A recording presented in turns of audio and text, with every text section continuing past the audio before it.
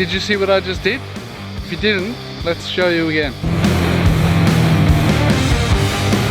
As you can see, I'm not using my hand or my foot to actually brake.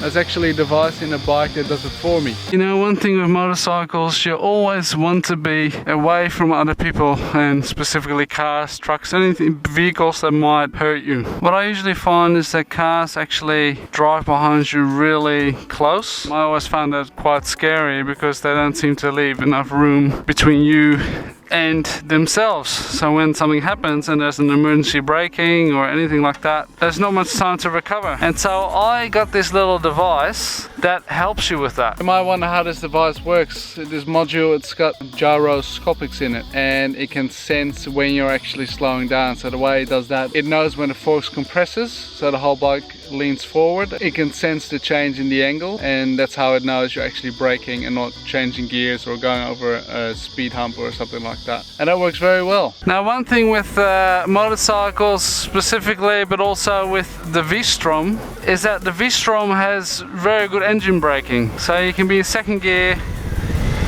and it will slow you down real well, real quick.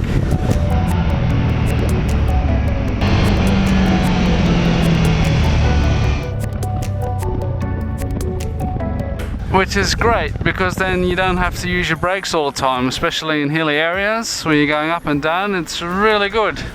But what that does is it doesn't actually allow you to show the people that are behind you that you're actually slowing down quite rapidly. The brand I've got is Gear Brake. There's many more out there that you can choose from. This one I chose because it had a plug and play cable system. You could actually tell the company what bike you had and what year model, and they would actually arrange the wiring for you. So all you have to do is plug and play and off you go. I'll show you what it looks like.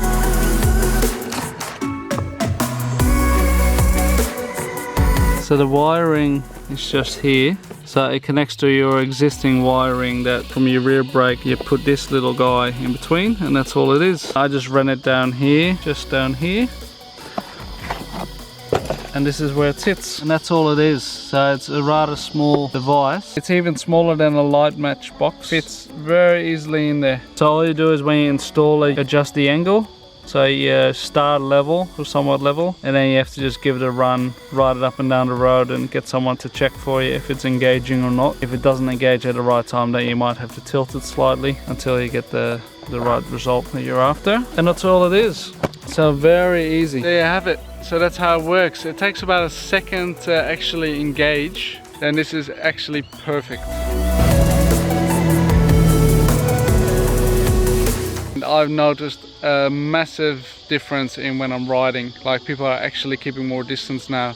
This does exactly what you want it to do. So when you're slowing down, the light will come up, which keeps cars further away from you and makes it a safer way to ride. If you want to know where I got mine from, I'll show you in the details. They actually, it looks like they're out of business, and they're actually selling their modules for $5 each. So you just need to know how to wire them yourself. If you can, then you've got a very cheap deal on your hands. If not, you can have a look on eBay and other places where they also sell the same device. On other news, the fires have slowed down a little bit for now. Hopefully I'll be going out for a ride soon to check out all the damage, and so I can keep you up to date. I hope you liked this video. If you liked it, give it a thumbs up. Thank you for joining me on my journey, and I'll see you on the next one. See ya.